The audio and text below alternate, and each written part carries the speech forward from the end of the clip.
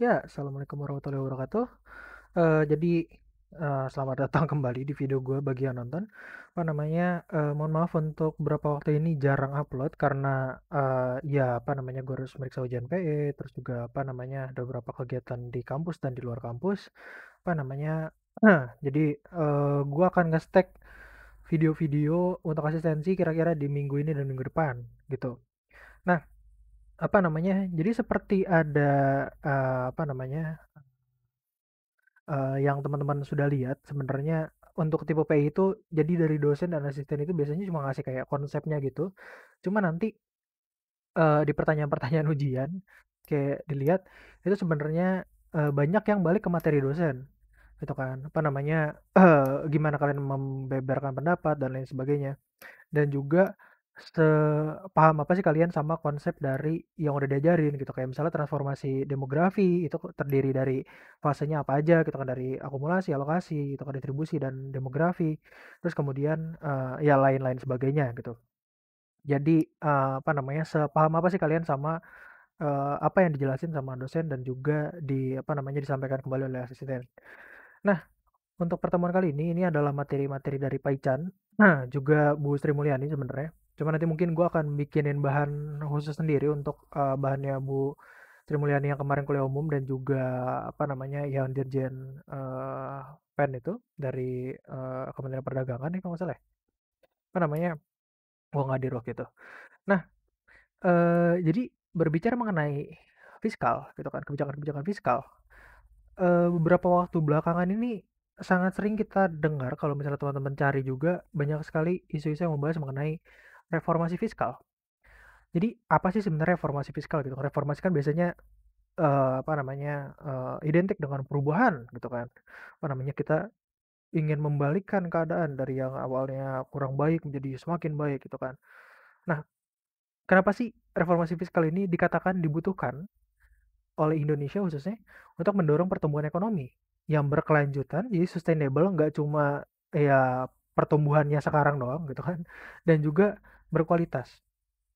Nah, apa namanya, pertama kalau misalnya kita mau bahas mengenai ini kebijakan fiskal, tentunya kita harus tahu dulu nih apa sih yang apa namanya termasuk dalam kebijakan fiskal. Dalam hal ini apa namanya fokus utamanya itu kayaknya pernah dibahas juga di asistensi sebelumnya, itu adalah APBN dan belanja negara gitu. Pemerintah itu melakukan kebijakan apa memberlakukan kebijakan fiskal itu utamanya melalui APBN. Itu kan dianggarkan pendapatan negara melalui pajak dan bukan pajak gitu kan dan lain sebagainya. Terus juga belanja negara itu dari kementerian dan lembaga maupun non kementerian dan non lembaga apa namanya transfer dana desa dan peruntukannya apa aja itu dirinci di apa namanya APBN gitu kan. Nah, di mana kebijakan fiskal itu sendiri sebenarnya diartikan sebagai penggunaan pajak, transfer pemerintah, dan belanja pemerintah untuk barang dan jasa guna menggeser kurva permintaan agregat. Jadi utamanya sebenarnya kalau kita ngomongin kebijakan fiskal, itu kita menggunakan analisis AS dan AD. Gitu bagi teman-teman, gue yakin udah pernah belajar AS AD di PE 2 di makro 1 gitu kan. Nah, apa namanya, ya tujuan utamanya adalah kita pengen ngegeser, AS ke kanan kalau misalnya kita ingin menumbuhkan perekonomian, atau ke kiri kalau misalnya kita pengen, apa namanya, menurunkan inflasi, sebenarnya kan seperti itu ya. Nah, peran APBN itu sebenarnya di perekonomian, ya dalam hal ini perekonomian Indonesia gitu kan, itu apa sih sebenarnya, gitu kan. Nah, dia kan punya 3 fungsi, alokasi, jadi, apa namanya, alokasi, stabilisasi, dan distribusi. Jadi alokasi itu pengenaan pajak, subsidi, dan regulasi itu, apa namanya, dialokasikan kepada kebutuhan masing-masing dan di sini harapannya sebenarnya, melalui ya APBN itu juga nggak, cuma apa namanya, bisa menggeser AD sebenarnya kan, cuma ya memang menggeser AS itu cukup sulit. Gitu, makanya diberikan, insentif untuk investasi dan lain sebagainya, untuk menggeser AS. Kenapa menggeser AS ini menjadi penting? Karena kalau misalnya teman-teman, ingat, ketika kita punya AD, AS dan AD, ini ada Y, ini ada, apa, price level. Kalau misalnya AD-nya geser ke kanan, yang akan terjadi adalah memang pertumbuhan, tapi apa namanya, dampaknya akan terjadi inflasi. Sementara kalau misalnya AS-nya geser ke kanan, yang akan terjadi pertumbuhan, tapi apa namanya, inflasi itu bisa ditekan gitu kan. Jadi nggak terlalu merepotkan lah seperti itu. Terus juga kebijakan fiskal selain apa namanya punya fungsi alokasi juga punya fungsi stabilisasi, di mana dia itu kalau gue bilangnya kayak sebagai apa ya, penyerap shock gitu, kayak bumper, mungkin seperti itu, atau shock breaker. Jadi ketika ada shock perekonomian gitu, pemerintah melalui kebijakan fiskalnya itu sebisa mungkin untuk menyerap shocknya agar masyarakat itu tidak menderita shock yang terlalu tinggi atau tidak terlalu parah lah seperti itu. Dimana kalau misalnya shocknya terlalu parah, ya bisa jadi perekonomiannya semakin ya nggak karuan gitu kan.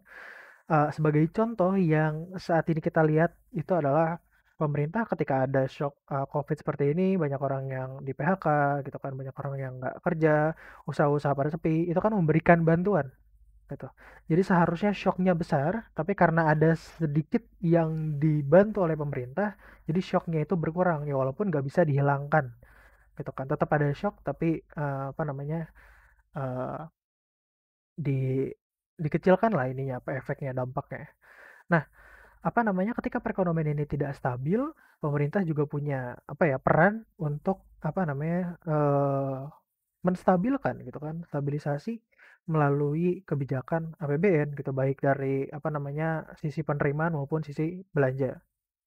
Dan juga distribusi, di mana kita tahu bahwa udah dijelasin oleh Pak Yosi gitu kan, oleh apa namanya, Bu Fau dan juga Pak Dewa mengenai apa namanya, ada ketimpangan distribusi dari hasil pertumbuhan gitu, pertumbuhan ekonomi dan juga apa namanya, aktivitas ekonomi gitu kan, pendapatan itu distribusinya tidak merata, sehingga apa namanya, melalui kebijakan fiskal ini kita bisa mengurangi ketimpangan tersebut. Gimana caranya? Ya pajakin orang-orang kaya, terus berikan subsidi kepada orang-orang yang membutuhkan, seperti itu kan. Nah, untuk kuliah atau bahan kuliah yang diberikan itu fokusnya itu pada alokasi dan stabilisasi, gitu kan.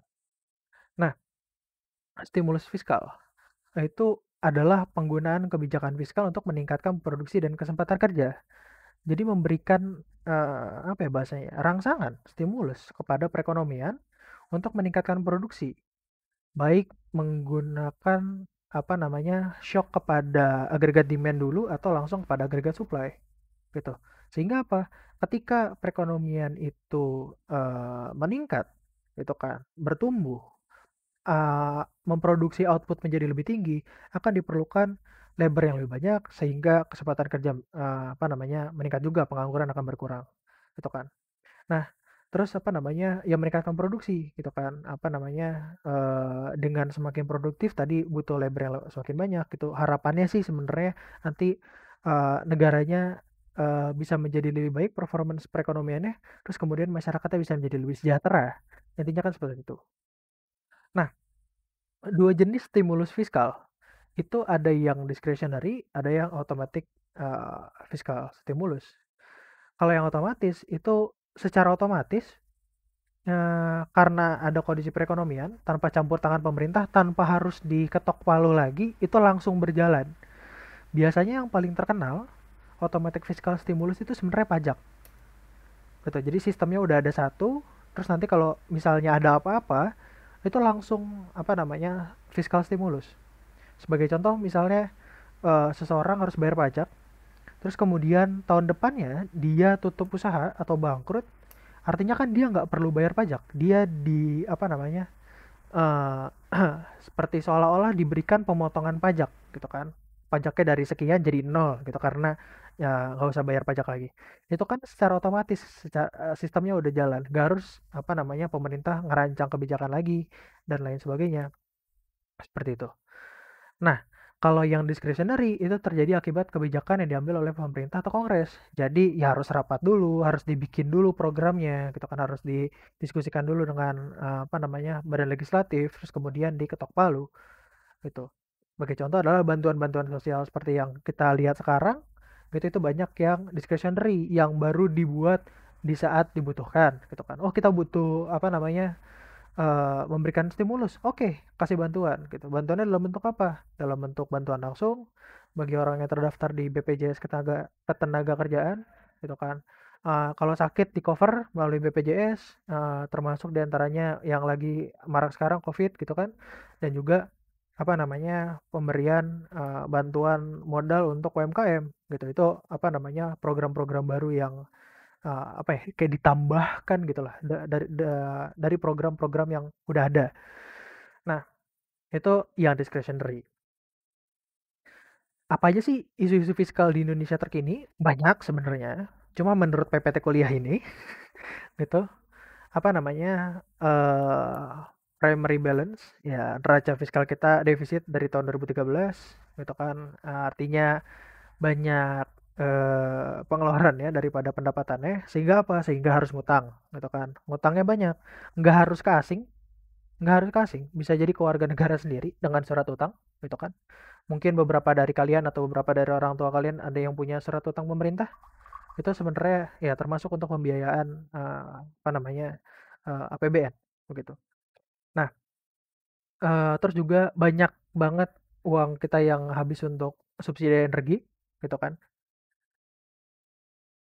Nah, yang mana apa namanya itu mengurangi anggaran yang bisa digunakan untuk iya pembangunan lainnya gitu baik dari pembangunan modal manusianya maupun pembangunan modal fisik begitu.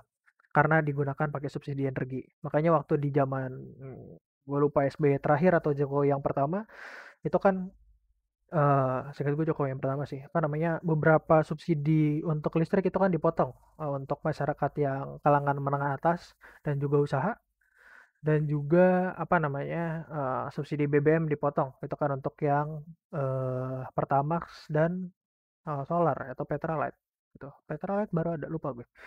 Nah, terus krisis ekonomi dunia belum selesai, krisis dapat mengubah peta APBN dan sekarang ada krisis baru, gitu kan. Apa namanya? Di tahun 2016 waktu itu sempat ada kasus apa ya, gue lupa ya, yang perekonomian tuh agak turun. Terus kemudian di tahun 2019 itu ada perang dagang antara Amerika dan Cina itu ngeganggu banget kan. Terus kemudian ya sekarang ada COVID, gitu nggak kelar-kelar masalah.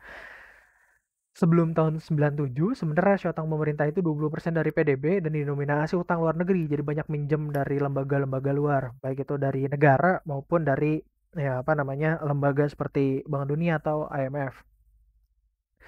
Terus kemudian krisis 98 itu menyebabkan peningkatan rasio utang pemerintah mencapai 100% pada tahun 2000 sebelum turun secara bertahap menuju level sekarang.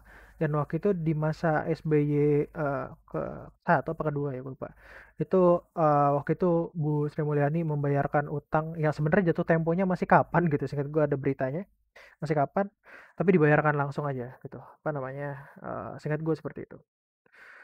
eh Apa namanya? Balance sheet pemerintah itu belum memasukkan contingent liability, terus transparansi anggaran itu sebenarnya susah ya kan apa namanya yang kita lihat apa namanya sering itu kan laporan-laporan aja itu kan tapi untuk perinciannya itu maaf perinciannya itu enggak apa namanya enggak inilah enggak bisa kita akses bisa gue bilang seperti itu ya.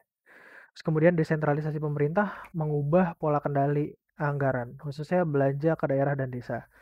Jadi sebenarnya baik dan tidak baik gitu kan dimana kalau misalnya ada desentralisasi itu artinya ketika daerah itu punya dana ada anggaran gitu kan mereka bisa menggunakan anggaran tersebut untuk kebutuhan sesuai dari ya kebutuhan mereka apa mereka yang paling tahu gitu kan anda orang situ ya anda yang paling tahu butuhnya apa anda yang paling tahu kurangnya apa tapi yang jadi masalah adalah kembali karena apa namanya terjadi aglomerasi gitu kan terus akumulasi banyaknya terjadi di daerah-daerah pusat gitu kan yang dekat dengan pusat-pusat perekonomian sehingga umumnya di daerah itu apa namanya kadang-kadang ya gua nggak bilang selalu tapi kerap kali banyak kejadiannya adalah mereka sendiri nggak tahu apa namanya mau dipakai apa dan juga apa namanya bagaimana cara menggunakannya secara efektif dan efisien. Berbicara ngomongin utang, itu kan tadi kita ngomongin utang luar negeri ataupun utang dalam negeri, gitu kan. Nah, di makro satu, kalian ini apa namanya udah belajar harusnya mengenai dinamika utang, di mana peningkatan utang itu didapatkan dari apa namanya primary deficit defisit yang terjadi di tahun tersebut ditambah atau dikurang sebenarnya itu kan eh jadi perubahan dari utang, pertambahan utang ya, itu awalnya dari defisit dulu. Nah, defisitnya ada berapa nih? Itu kan. Oh, ada sekian. Nah, kemudian dikurangin sama growth dari perekonomian tersebut, gitu kan. Tapi dikurangin sama apa namanya? Bunga. Jadi apa namanya? Ada bunga utang lah gitu. Nah, jadi eh, utang yang sekarang kita lihat gitu kan atau bebannya sebenarnya bebannya itu tuh nggak cuma masalah si ini aja apa namanya utang-utang yang kita udah lakukan masa lalu gitu kan dan juga eh apa gue bilangnya seperti bunga-bunganya tapi kita juga defisit yang sekarang terjadi kan kita ngutang lagi dan di sini kenapa dia ditambah sama R ya kan nih negatif terus negatif lagi ya karena itu apa namanya kita harus bayar bunganya gitu kan bunganya ya nggak kecil juga gitu kan berapa persen.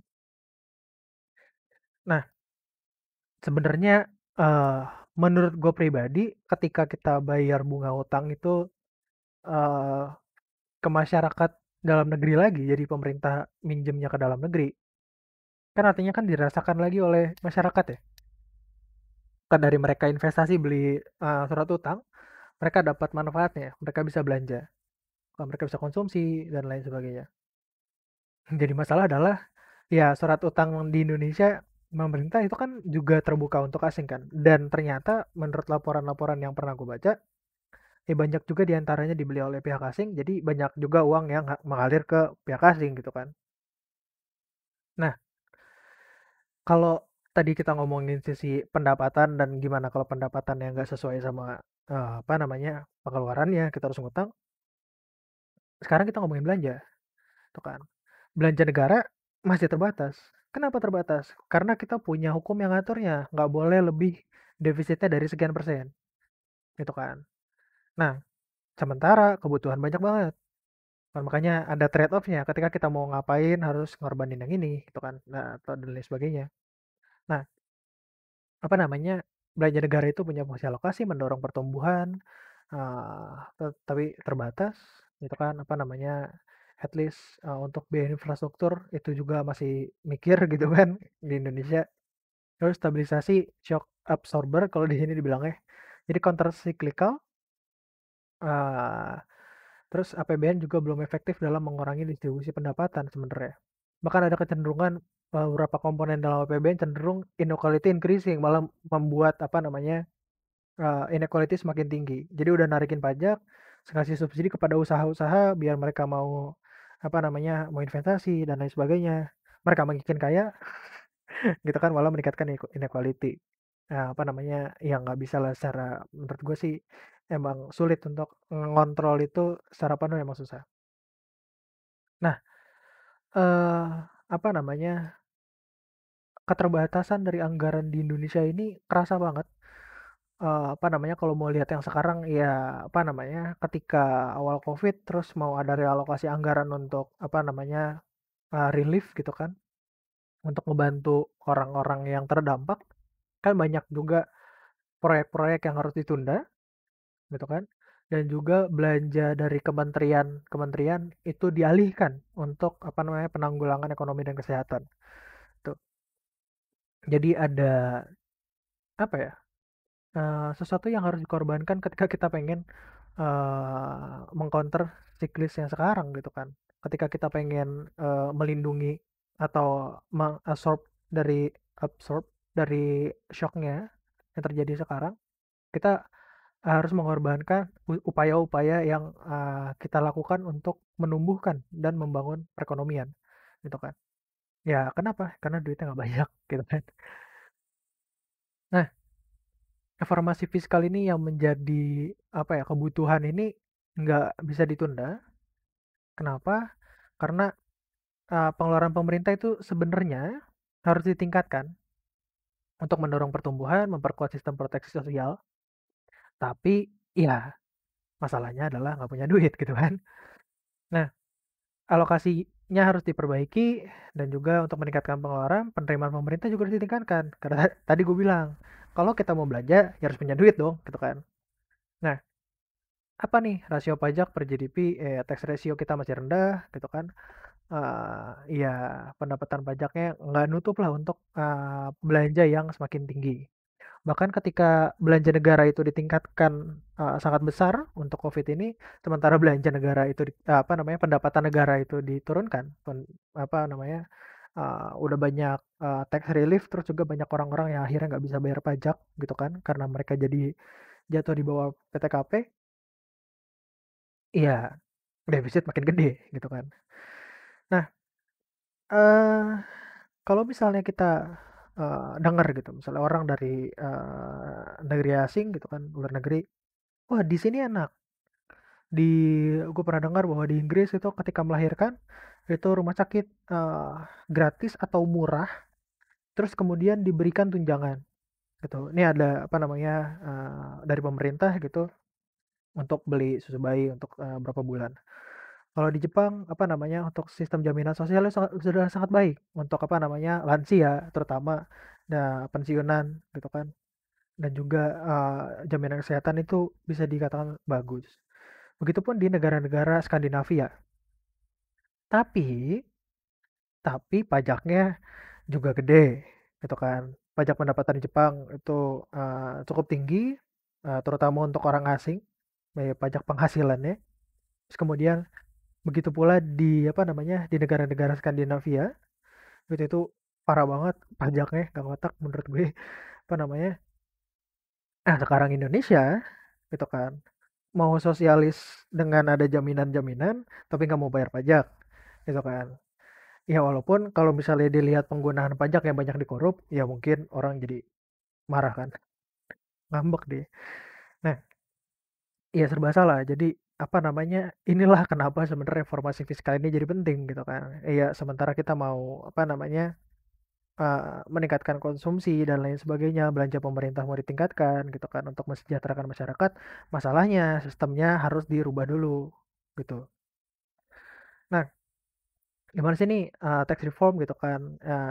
Apa namanya? eh, Maaf, reformasi fiskal itu dari yang pertama itu dari reformasi sistem perpajakan, itu dibikin sederhana, compliance cost-nya direndahkan, gitu kan. Jadi masyarakat untuk ikut bayar pajak dan lain sebagainya itu nggak ribet gitu lah. Terus efisiensi belanja pemerintah, belanja boleh tapi tolong efisien, gitu kan. Terus juga perbaikan alokasi pengeluaran dan manajemen utang pemerintah harus menjadi lebih baik lagi, gitu. Menurut gue sebenarnya untuk yang ini nggak terlalu banyak masalah sebenarnya untuk manajemen utang. Yang jadi masalah adalah sistem perpajakannya gitu. Ya cobalah ditanya kepada orang-orang yang apa namanya udah punya NPWP dan lain sebagainya, apa namanya untuk bayar pajak itu ribet sebenarnya. Mikir gitu. Terus belanja masih banyak yang tidak efisien gitu kan. Birokrasinya panjang ngelebar kemana-mana juga gitu kan. Terus apa namanya biayanya banyak yang bocor, nggak cuma bocor ke apa namanya kantong-kantong para pejabatnya tapi juga ada biaya-biaya lainnya di luar gitu kan kayak biaya preman dan lain sebagainya, ribet gitu kan. Terus juga lokasinya kadang-kadang cukup dipertanyakan gitu, menurut gue setidaknya cukup dipertanyakan. Tujuannya apa reformasi fiskal, utamanya sekarang yang lagi dibahas ini reformasi pajak, meningkatkan penerimaan pajak pastinya gitu kan.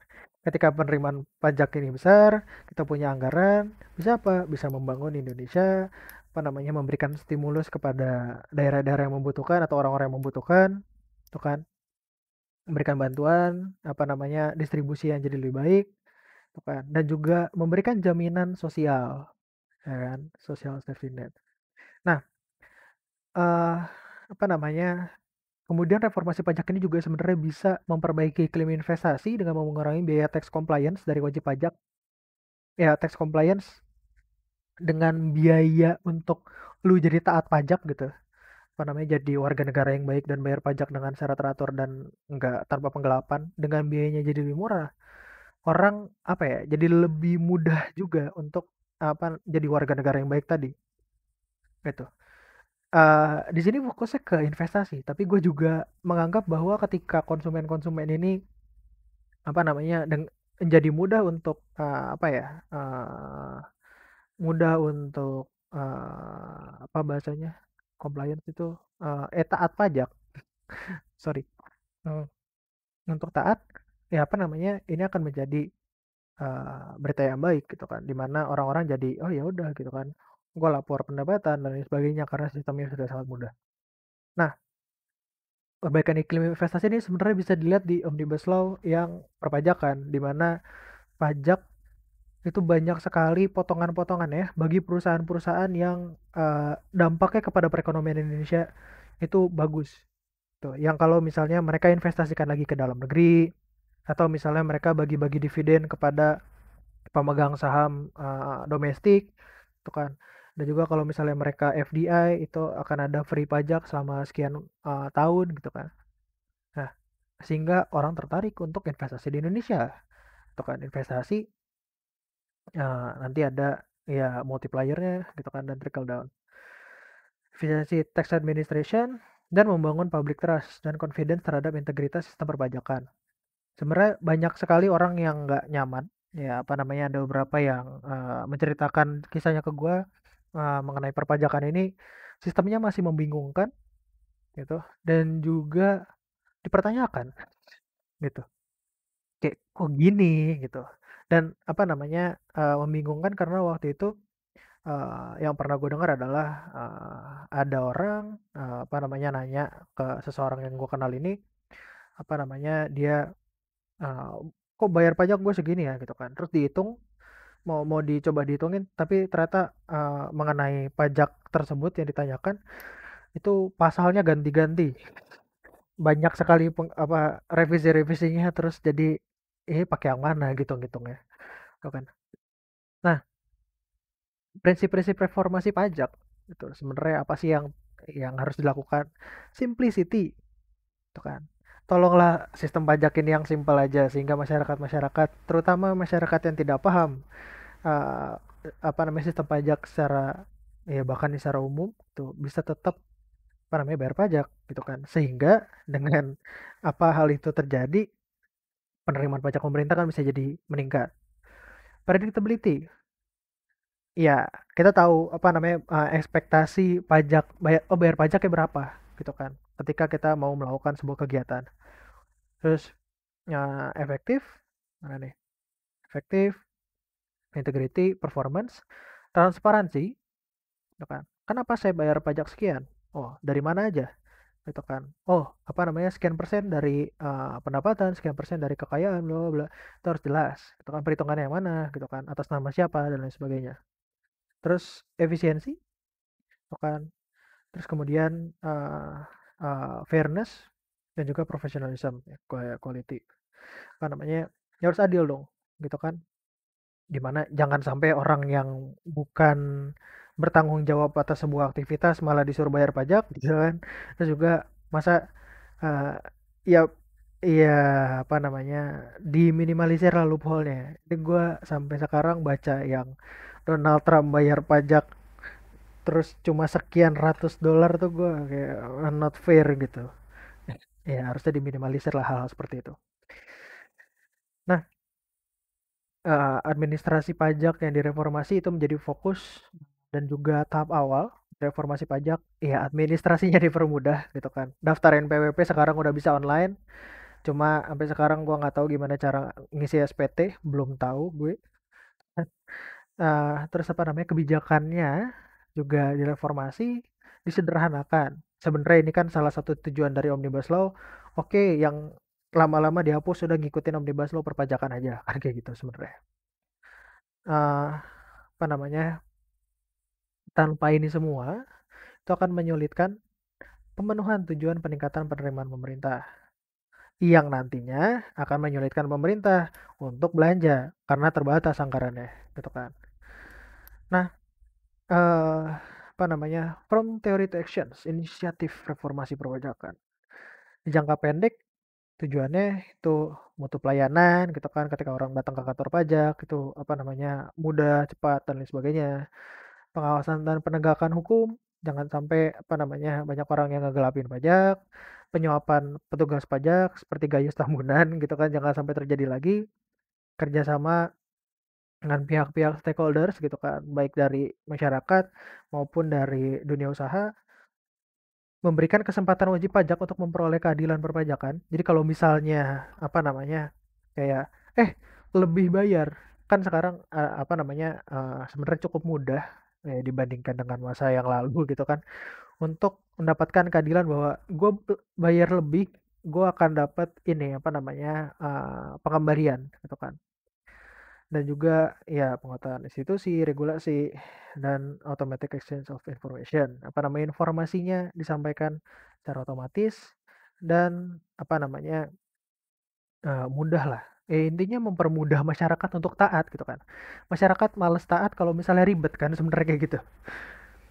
Eh, di jangka panjang tujuannya itu meningkatkan kewibawaan institusi. Oke. Nah, yang inti yang menurut gue penting banget itulah kepercayaan wajib pajak pada institusi. Jadi, apakah lu percaya bahwa duit pajak lu akan digunakan secara baik gitu kan? Apakah akan disampaikan gitu kan? Apakah nantinya lu udah bayar pajak tapi nanti bakal ada masalah? Kalau lu percaya bahwa apa namanya, sistem pajaknya masih jelek, apakah lu akan mau untuk bayar pajak? Enggak kan? Gitu. Tapi kalau lu tahu, oh dengan gue bayar pajak gitu kan, dengan mudah gue bisa bayar pajak, dan gue tahu bahwa penggunaan pajak ini itu digunakan untuk kegiatan-kegiatan yang baik. Itu menyekolahkan anak-anak yang kurang mampu, misalnya gitu kan, memberikan bantuan sosial kepada orang-orang yang tidak bekerja, lansia, gitu kan, memberikan jaminan kesehatan dan lain sebagainya. Dan gue tahu, gue juga dapat apa namanya, benefit dari itu, ya why not untuk bayar pajak, gitu kan. Nah, teori doang gak nih? Gitu kan. Reformasi fiskal penting karena secara empiris sebenarnya ada hubungan positif antara government expenditure terhadap GDP atau GDP per kapita. Government expenditure per GDP gitu kan, dan GDP per kapita. Iya, secara teori iya gitu kan, dan udah ada uji empiriknya yang menyatakan bahwa benar kok, dengan government expenditure yang meningkat, GDP per kapita juga akan meningkat gitu kan. Ada hubungan positif juga antara penerimaan pemerintah dan pengeluaran pemerintah. Iya dong, kalau misalnya duitnya makin banyak, bisa belanja makin banyak dong. Ya kan? Tidak perlu ditanyakan sebenarnya. Dan ada hubungan positif antara penerimaan pemerintah per GDP dengan peningkatan GDP per kapita. Jadi kayak eh, apa namanya, hubungan tidak langsung, instrumental variable. Apa namanya, antara penerimaan, belanja, dan juga GDP per kapita.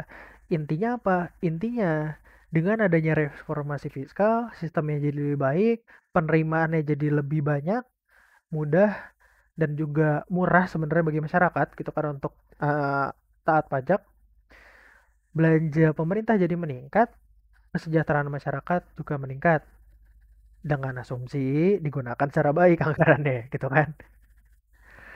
Pajak nggak langsung meningkat sejalan dengan peningkatan pendapatan per kapita. Oke, kurang pendapatan. Wow, ada yang nabrak. Peningkatan pendapatan per kapita mengubah struktur konsumsi masyarakat ke barang bukan kebutuhan pokok. Ini sebenarnya kita apa namanya, sudah bahas di ini kan, di apa namanya, di transformasi, di mana menurut hukum Engel apa namanya, pendapatan konsumsi bukan kebutuhan pokok lebih besar dari satu. Jadi kalau misalnya terjadi transformasi struktural gitu kan, akan terjadi pergeseran fokus konsumsi masyarakat dari yang makanan ke bukan makanan kan, dari yang pokok jadi ke bukan pokok gitu. Artinya apa? Artinya pajak tidak langsung akan meningkat gitu kan. Yang awalnya cuma beli beras, ya kan, sayur mayur, daging ke pasar, sekarang karena sudah makin tajir, sudah makin kaya, sejahtera, makan di restoran. Ada pajak, ya kan, pajak PPN, meningkatkan pajak tidak langsung, ya kan. Terus ada apa namanya, jasa-jasa antar mengantar gitu kan, belanja online, gitu kan. Ya, artinya apa? Ada peningkatan pajak tidak langsung. Jadi sebenarnya dengan tadi apa namanya, pemerintah naikin government expenditure, dari peningkatan penerimaan pajak, meningkatkan GDP per kapita, hasilnya apa? Hasilnya ya bisa jadi meningkatkan pajak lagi gitu. Jadi apa ya? Kalau misalnya buruk itu lingkaran setan, gitu. Ini lingkaran yang baik gitu. Nah, terus akan ada spesialisasi yang mendorong perdagangan barang yang diproduksi, jadi perdagangan barang yang diproduksi akan meningkat, basis pajak meningkat. Jadi semakin tadi ada apa namanya, bahasanya tuh, transformasi struktural, terus juga ada spesialisasi gitu kan, kayak oke, industri, apa namanya, pengolahan biji besi, terus ada industri yang pengolahan, besinya, terus kemudian besinya dijadiin apa gitu kan. Itu kan meningkatkan basis pajak bahwa ketika perusahaan itu mengalami, keuntungan, menikmati keuntungan, mereka wajib membayarkan pajak. Itu kan ketika bagi-bagi dividen jadi pendapatannya si pemegang saham gitu kan, itu dipajakin. Nah, sehingga basis pajak meningkat. Harapannya ya bisa meningkatkan penerimaan, yang memungkinkan pengeluaran meningkat, balik lagi aja di situ.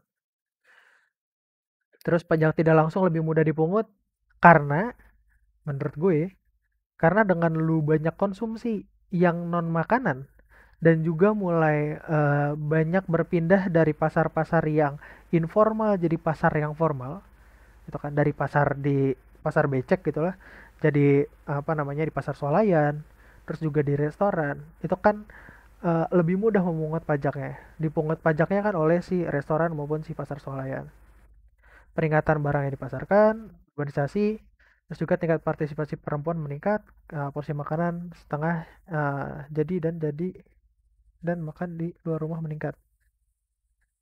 Oh, porsi makanan setengah jadi dan juga porsi makanan jadi dan makan di luar rumah juga akan meningkat. Karena apa hubungannya tingkat partisipasi perempuan dengan hal ini?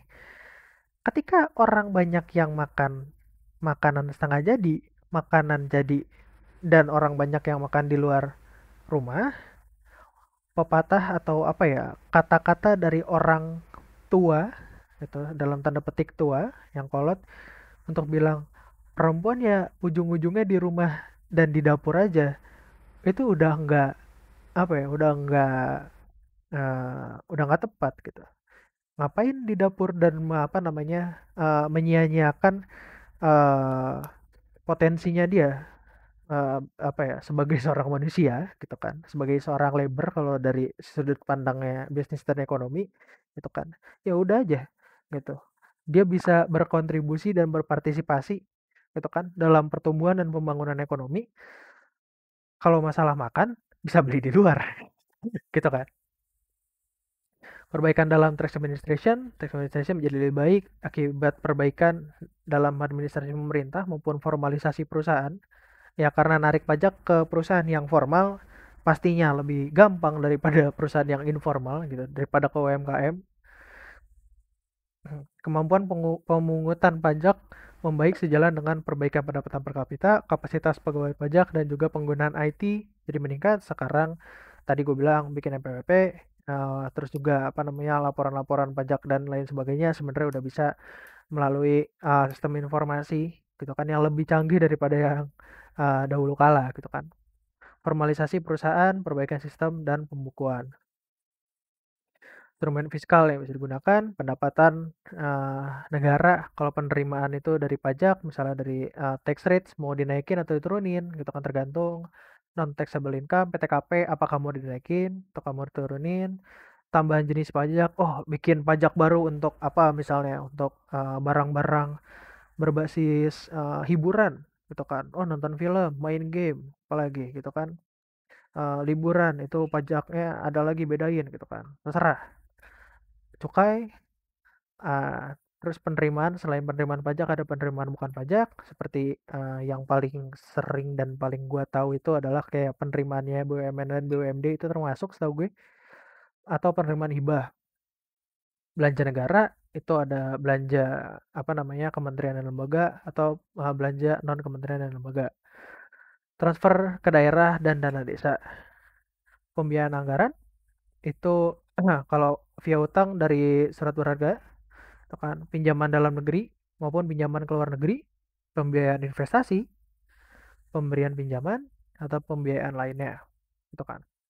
Nah, pajak kenapa jadi penting, gitu kan? Kayak setiap kali ngomongin APBN, pajak, pajak, pajak. Karena pajak, gitu kan. Ini di APBN berapa, gue lupa. Itu 70% penerimaan negara. Gue lupa yang 2020 gitu juga atau enggak. Atau apakah meningkat, apakah menurun gitu. Cuma intinya, penerimaan negara itu mayoritas didominasi oleh penerimaan pajak. Penerimaan pajak didominasi oleh PPh badan sebenarnya. Banyaknya ke penghasilan badan. Penghasilan dari orang perseorangan atau individu itu cuma berapa persen gitu, nggak nyampe 2 digit sih inget gue, dari penerimaan pajak. Nah, ya penerimaan pajak dari mana aja? Dari PPh, gitu kan, dari orang perseorangan, badan, PHOP, dalam negeri, apa PPPN maupun pajak impor, itu kan, operasional. Nah, ini gue ngambil yang baru, ini waktu terakhir tuh kapan ya? Lupa deh. Eh, Aduh, gue lupa lagi waktu itu kapan ini terakhir ya. COVID pakai F, jelek banget. Jadi waktu itu disahkan ya, waktu itu ada alokasi dana khusus penanganan itu 405 triliun. 75 triliun untuk bidang kesehatan, 110 triliun untuk social safety net, 70 triliun untuk insentif perpajakan, 150 triliun untuk pembiayaan program pemulihan ekonomi nasional.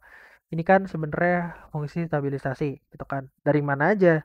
Dari sini insentif perpajakan itu artinya penerimaan negara dikurang-kurangin sebenarnya gitu kan. Terus kemudian dari belanja negaranya ditingkatkan. Belanjanya untuk apa? Untuk bidang kesehatan, social safety net, dan pemulihan ekonomi nasional termasuk restrukturisasi kredit dan penjaminan serta pembiayaan untuk UMKM, pemberian subsidi dan lain sebagainya. Itu kan. Jadi apa namanya, berbicara mengenai apa ya, sistem kebijakan fiskal di Indonesia tuh rumit lah ya, gue bisa katakan rumit gitu kan. Banyak yang bisa dibahas dan bisa digali. Cuma intinya eh apa ya, Indonesia itu banyak sekali yang udah menyarankan ya inilah reformasi apa namanya kebijakan fiskal gitu kan, dimana dari institusinya harus menjadi lebih baik gitu kan, institusi pemerintahnya, terus dari apa namanya kalau tadi apa sistem perpajakannya dan juga sistem alokasi belanjanya itu harus diperbaiki jadi tepat sasaran gitu kan, apa namanya harus lebih efektif dan efisien gitu kan, jangan banyak boros yang lain-lain sebagainya, birokrasinya dipersingkat gitu kan, sistemnya dipermudah gitu. Sehingga apa? Sehingga cita-citanya terwujud gitu kan, melalui belanja negara yang meningkat, atau misalnya yang pertama dengan pendapatan negara yang meningkat, belanja negara meningkat, sehingga bisa memberikan kesejahteraan bagi masyarakat. Melalui apa? Melalui mungkin channelnya adalah pertumbuhan dan pembangunan ekonomi, gitu kan. Seperti itu. Nah, apa namanya, untuk beberapa waktu ke depan gue akan, apa namanya, banyak, upload video. Jadi, apa namanya, bahannya udah ada, cuma gue belum sempat syuting aja kemarin, sempat rekam. Expect untuk, seminggu, 2 minggu ke depan, ya sampai UAS gue bakal banyak banget upload video, apa namanya, kalau misalnya ada yang mau ditanyakan dan juga berdiskusi boleh silakan, bisa chat gue atau maupun silakan, komen juga boleh lah, tapi, insya Allah gue buka YouTube kok. Begitu ya untuk video kali ini. Terima kasih kalau ada yang nonton sampai akhir, terima kasih. Wassalamualaikum warahmatullahi wabarakatuh.